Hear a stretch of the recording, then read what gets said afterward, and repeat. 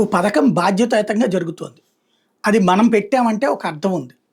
కానీ ఎవరో స్టార్ట్ చేసిన పథకాన్ని ఇంతకు ముందున్న ప్రభుత్వం తెలంగాణలో అమలు చేస్తే దాని పేరు మార్చి మన పేర్లు పెట్టుకోవడం ఏంటో నాకు అర్థం కాల. పోనీ ఆమెకి ఏమైనా సంబంధం ఉందంటే అది అర్థం కాల. వాస్తవంగా ఏదైతే అమ్మ క్యాంటీన్ అనేది తమిళనాడులో పెట్టారు ఇంతకుముందు. జయలలిత పెట్టింది. రూపాయికే ఫుడ్, రూపాయికే టిఫిన్ అన్నటువంటి. దాని స్ఫూర్తితో తెలంగాణలో అన్నపూర్ణ క్యాంటీన్, ఆంధ్రప్రదేశ్లో అన్న క్యాంటీన్.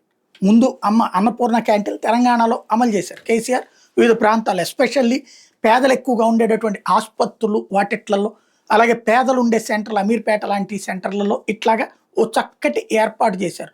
ఎక్కడ అతి ప్రచారం చేసుకోవాలి. అన్నపూర్ణ క్యాంటీన్లతో మేము ఎంత పోస్తున్నాం, అంత పోస్తున్నాం, అన్ని కోట్లు పోస్తున్నాం, ఎప్పుడు గొప్పలు చెప్పుకోవాలా, ఏ హోర్డింగ్లు పెట్టుకోవాలా, ఏ అడ్వర్టైజ్మెంట్లు చేసుకోవాలి. కూల్గా చక్కటి భోజనం అందజేస్తూ వచ్చారు. అతి ప్రచారం ఎక్కడా చేసుకోలేదు. ఈవెన్ కరోనా టైంలో అవే ఫుడ్ పెట్టినాయి అని చెప్పాలి ఓ రకంగా.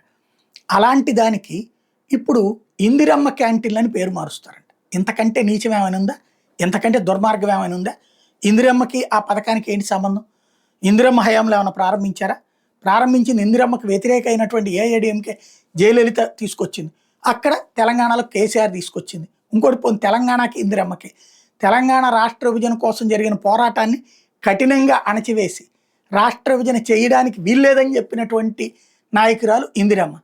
ఆ రోజున మళ్ళీ రాష్ట్రానికి సంబంధించి జయ్యాంధ్ర ఉద్యమం జరిగితే దాన్ని తొక్కేసేసి, అలాగే హైదరాబాదులో ఫ్రీ జోన్కి వ్యతిరేకంగా ఆ రోజున జయ్యాంధ్ర ఉద్యమం జరిగితే మళ్ళీ హైదరాబాద్ ఫ్రీ జోన్గా చేసి తెలంగాణ రాష్ట్ర ఏర్పాటుని ఆపింది ఆవిడ. ఆవిడ పేరుతో ఇప్పుడు తీసుకొచ్చి క్యాంటీన్లు ఇవ్వడం ఏంటి? అది కూడా గతంలో తీసుకొచ్చిన పథకానికి. పోనీ మనం తరపున ఏ టిఫిన్లు పెట్టడం, వీళ్ళు భోజనాలు పెడుతున్నారు, మీరే పొద్దున పొట్టి టిఫిను, సాయంత్రం పొట్టి టిఫిను, లేదా కొత్తగా పెట్టేటటువంటి వాటికి ఆ పేరు పెట్టిన అర్థం ఉంది. కానీ ఉన్నదానికి పేరు మార్చుకుంటాం అనేటటువంటిది, అది కూడా ఎవరో పెట్టిన దానికి మన స్టాంప్ వేసుకోవడం అనేటటువంటిది, ఎవరికో పుట్టిన బిడ్డకి మనం పేరు పెట్టినట్టు ఉంటుంది.